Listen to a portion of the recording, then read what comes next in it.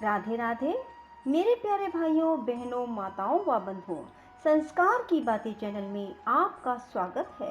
बंधुओं, आज मैं आपको सुना रही हूँ पूर्णिमा के दिन सुनी जाने वाली कथा। बंधुओं, जो मनुष्य भी पूर्णिमा के दिन सुनी जाने वाली इस कथा को सुनते हैं, उनके सभी मनोरथ शीघ्र पूरे हो जाते हैं। बंधुओं, पूर्ण विश्वास, सच्ची निष्ठा को मन में बनाए रखिए। बंधुओं, यदि आपने हमारे YouTube चैनल संस्कार की बातें अब तक सब्सक्राइब नहीं किया तो जरूर करें और बेल आइकन दबाना ना भूलें, ताकि आपको हमारी आने वाली सभी वीडियोस की जानकारी सबसे पहले हो सके। बंधुओं, कथा को पूरी सुनने के बाद कमेंट बॉक्स में जय शिव शंकर भोलेनाथ जरूर लिखें। बोलो शिव शंकर भोलेनाथ की जय हो। किसी नगर में चंद्रहास नाम का एक राजा था। उसकी पत्नी का नाम कृतिका था और वही नगर में एक ब्राह्मण और ब्राह्मणी रहते थे। उनके यहाँ धन धान्य की कोई कमी नहीं थी, पर उनके कोई संतान नहीं थी। इस वजह से वे बहुत दुखी थे। एक समय एक तपस्वी उस नगरी में आया। वह तपस्वी उस ब्राह्मण के घर को छोड़कर सभी घरों से लेकर भोजन करता, पर वह रूपवती से भिक्षा नहीं लेता था। एक दिन जब तपस्वी ने किसी अन्य घर से भिक्षा ली और गंगा के किनारे जाकर प्रेम पूर्वक खाने लगा, तब धनेश्वर ने तपस्वी के सभी कार्यों को करते देखा और अपनी भिक्षा के अनादर को देखकर धनेश्वर तपस्वी से जाकर बोले, आप सभी घरों की भिक्षा लेते हैं, पर मेरे घर से भिक्षा क्यों नहीं लेते? तब तपस्वी ने कहा, जो निसंतान हो उसके घर की भिक्षा बड़ी पापदायिनी मानी जाती है। पतितों का अन्न खाने से मनुष्य आप भी पतित हो जाता है। क्योंकि तुम निसंतान हो, इसलिए मैं तुम्हारे घर की भिक्षा नहीं ले सकता। धनेश्वर ने तपस्वी के पैर पकड़ लिए और बोला, मुझे आप पुत्र प्राप्ति का उपाय बताइए, मेरे इस दुख को खत्म करें। आप मेरे दुख को खत्म करने में समर्थ हैं। तब उसके द्वारा प्रार्थना करने पर तपस्वी कहने लगा, तुम चंडी की आराधना करो। और आकर उसने ब्राह्मणी को सारी बात बताई और खुद चंडी की तपस्या करने के लिए वन में चला गया।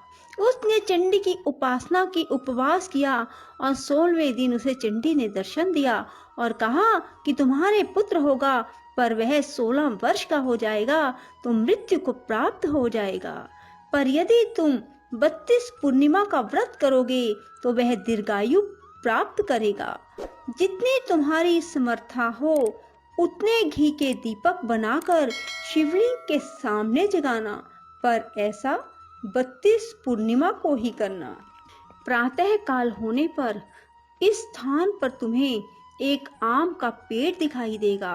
पेड़ पर चढ़कर एक आम तोड़ना और घर ले जाकर पत्नी को दे देना। अब वह स्वप्न से जागा और पत्नी को सारी बात बताई। स्नान करके पत्नी को खिलाना। प्रातः काल होने पर इस स्थान पर तुम्हें एक आम का पेड़ दिखाई देगा। पेड़ पर चढ़कर एक आम तोड़ना और घर ले जाकर पत्नी को सारी बात बताना और स्नान करके पत्नी को खिलाना। उसके संतान होगी। जब वह सवेरे उठा, उसने वहां एक आम के पेड़ को देखा और आम लगा देखा, पर वह आम तोड़ ना पाया क्योंकि आम बहुत ऊंचे लगा था।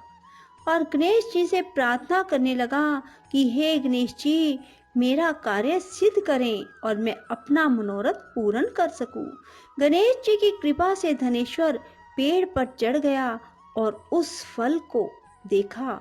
उसे महसूस हुआ कि ये तो वही वरदान वाला फल है, और उसने तोड़ा और पेड़ से नीचे उतर आया और फिर घर जाकर उसने अपनी पत्नी को दिया।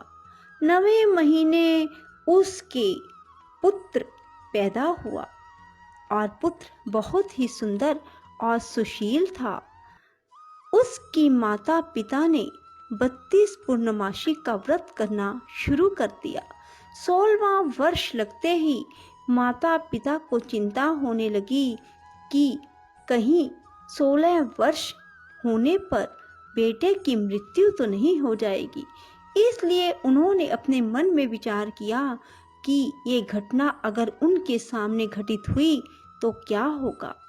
उन्होंने उस बच्चे के मामा को बुलवाया और कहा कि हमारी इच्छा है कि देवी दास को तुम 1 वर्ष के लिए काशी में ले जाकर विद्या ग्रहण करवाओ। उसे अकेला बिल्कुल नहीं छोड़ना, तुम सदा उसके साथ रहना। और इस तरह से उन्होंने अपने बेटे को 1 वर्ष के लिए काशी भेज दिया। किंतु यह बात मामा को नहीं बताई। धनेश्वर ने अपने पुत्र की मंगल कामना के लिए भगवती की आराधना शुरू कर दी और फिर 32 पूर्णिमा का व्रत पूरा कर लिया। कुछ दिनों के बाद मामा भांजा किसी गांव में ठहरे हुए थे। जिस धर्मशाला में वे ठहरे हुए थे वहां एक बारात ठहरी हुई थी।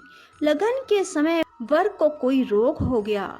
वर के पिता ने कुटुंबियों के साथ विचार विमर्श किया कि वह देवीदास को वर के रूप में ले जाते हैं और बाद में विवाह के अन्य काम अपने पुत्र के साथ करवा देंगे।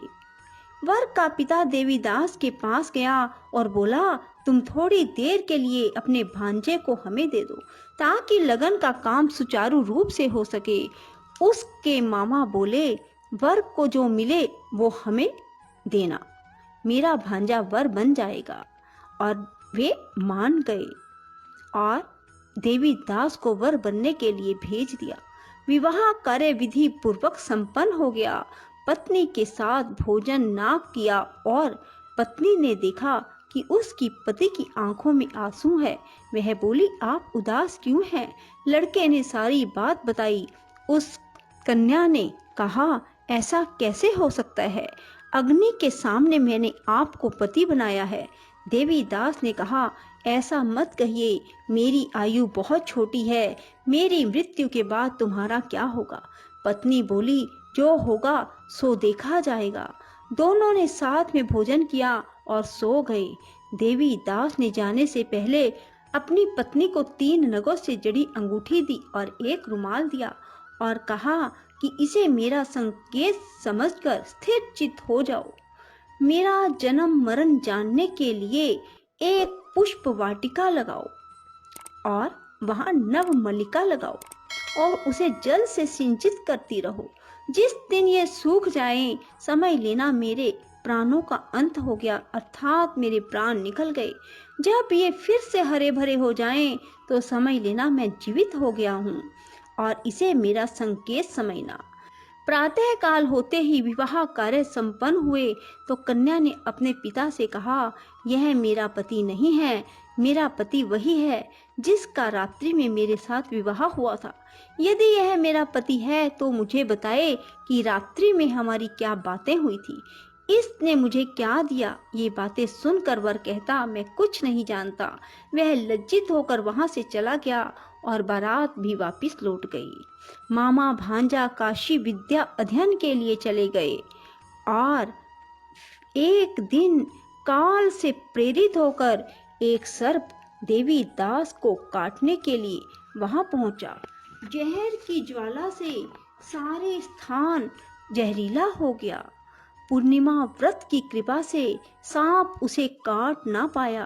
काल वहां आया, उसके शरीर से उसके प्राणों को निकालने की कोशिश करने लगा और वह मूर्छित हो गया। भगवान शिव पार्वती भी वहां आए। उसे मूर्छित दशा में देखकर माता पार्वती ने शिव जी से कहा, इसकी माता ने 32 पूर्णिमा का व्रत किया था, इसे प्राण दें। भक्त वत्सल भगवान ने उसे प्राण दान दिए। व्रत के प्रभाव से काल को भी पीछे हटना पड़ा। उसकी स्त्री उसकी प्रतीक्षा करती थी। उसने देखा कि पुष्प वाटिका में कुछ भी ना रहा और साथ ही देखा कि सब हरा भरा हो गया। ऐसा देखकर मैं बहुत हर्षित हुई और अपने पिता से बोली, पिताजी मेरे पति ठीक हैं, उन्हें ढूंढिए। उधर मामा भांजा भी 16वां वर्ष पूरा होने पर काशी से वापस चल पड़े और कन्या के घर पहुंच गए। कन्या ने अपने वर को पहचान लिया। धनेश्वर 32 पूर्णिमाओं के व्रत करने से पुत्रवान हो गया और जो भी स्त्री इस व्रत को करती हैं वह कभी विधवा नहीं होती, सौभाग्यवती रहती है। यह व्रत पुत्र पौत्रों को देने वाला और सभी मनोकामनाओं को पूर्ण करने वाला है। भगवान शिव की कृपा से 32 व्रत करने वालों की हर इच्छा पूरी हो जाती है। बोलो शिव शंकर भोलेनाथ की जय। राधे राधे, जय श्री कृष्णा। बंधुओं, यदि आपको हमारी वीडियो पसंद आए तो इसे लाइक करें और शेयर भी जरूर करें। धन्यवाद।